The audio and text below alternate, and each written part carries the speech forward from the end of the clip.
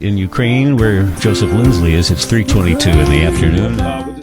Joe, you have more on those sabotaged pipelines today? Yeah, Bob, good afternoon from a rainy day in Lviv. And first I'll mention, the regular attacks on cities on the Eastern Front and the Southern Front continue. Last night there was a Russian missile attack on the city of Dnipro, that city of almost 1 million people, with 3 people dead, including then a 12-year-old girl injured. So that continues to be the nightly and daily reality here. But meanwhile, I would say, the biggest topic today is the 2 pipelines, the Nord Stream 1 and Nord Stream 2, that go from Russia to Germany. And we say the word sabotage. I would say there are 2 main divergent opinions about what might have happened. I would say some, including those Americans who tend to side with Putin a little bit, they say that the United States was probably behind these attacks. And these attacks right now, it seems there are 4 leaks in each of these pipelines, a total of 4 leaks. And so one camp says that perhaps the United States is behind this. And there might be some logic to this way of thinking. Why would Russia sabotage its own pipeline? This pipeline that has given Russia such leverage, especially over Germany, but also over Europe in general. And in just a few days, this new pipeline from Norway to Poland will begin to be partially in operation.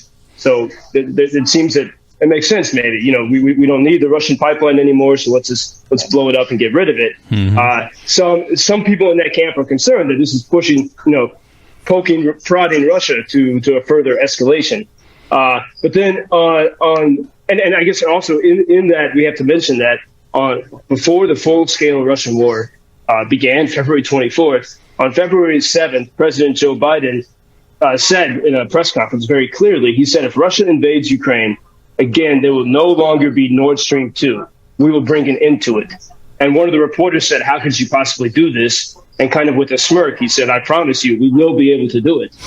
So there is something we have to consider. I mean, right now, your listeners, Americans, Ukrainians, we're all kind of in between trying to figure out what is the reality here. Mm-hmm. On the other hand, the Nord Stream 1 pipeline, which has been in operation for years, Russia had already reduced the flow significantly throughout the war as a response to the European and American sanctions. And then the Nord Stream 2 pipeline was supposed to go into operation this year, but it has not yet been delivering any gas whatsoever.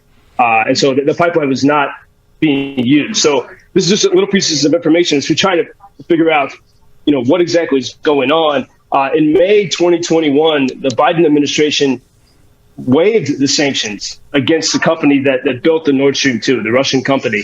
And at that time, the Secretary of State Blinken said that this is going to increase energy security in Europe. So that was just over a year ago, and we see that obviously that's not been the case. At the time, both some Republican and Democratic senators were very critical of the Biden administration for getting rid of these sanctions, allowing this pipeline to proceed.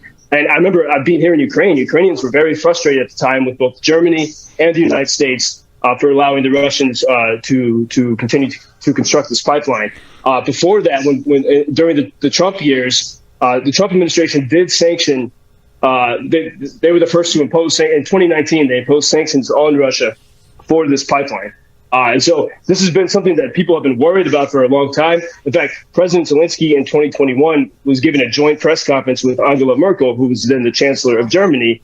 And Zelensky said, if you let Russia build this pipeline, it will put us in an enormously dangerous situation. He said the main risk will be borne first by Ukraine, but then he said it will become dangerous for all of Europe. And I think those words might be a little bit prophetic. Angela Merkel's response in that press conference in 2021 was that she agreed with Zelensky, but she still was going to go ahead with this project, which the Germans were very much invested in. And she just said that we must insist that gas must not be used as a geopolitical weapon. Wow.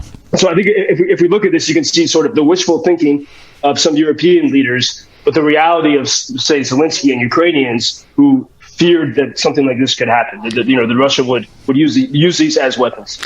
Yeah, so much to think about there, so many questions, and still, as you point out, Joseph, the culture there, whenever folks have a chance to gather and enjoy the music and the art of the country, they still do. We were talking about the Ukrainian folk tales yesterday and a show in Ukrainian Village here in Chicago.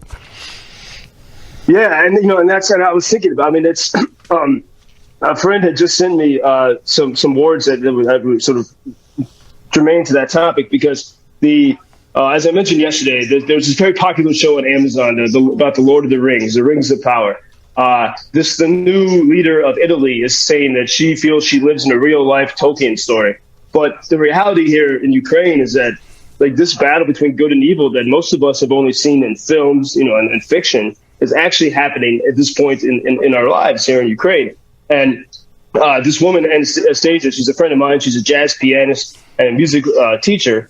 And she sent me these words last week. She said, if our enemies are ferocious orcs, and the orcs are these monsters from Tolkien stories, and Ukrainians, whether they're the soldiers in the trenches or civilians, routinely call the Russians orcs. And I really feel that they are living in this drama. And so Anastasia wrote me, she said, if our enemies are ferocious orcs, we must be wise elves. For Tolkien, consider how the elves protected each of their brothers and trembled over preserving their knowledge and their culture.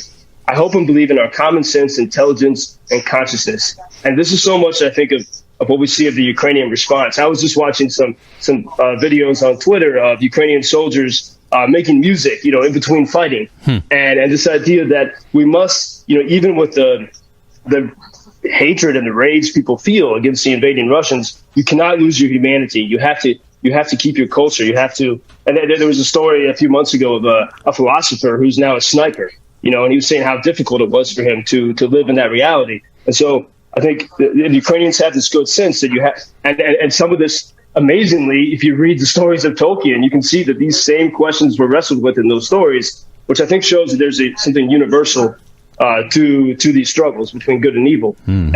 And so for sure the Ukrainians, and I see that too, even with and the last thing on this score, I was talking with my friend JB. He's a French army veteran and is here to volunteer. And he was on the way back to France. And he said, when I go back home to Paris, from Ukraine, I can't sleep at night. He says, because here in Ukraine, we can joke about the trauma and the horrible things we see. You can sing about it. You can sort of put it, try to make sense of it in that way. We can talk about it. And so we can rest easy at night. But he says, when I go back, when I leave Ukraine, there's no one to talk to who really understands these things, and I can't sleep.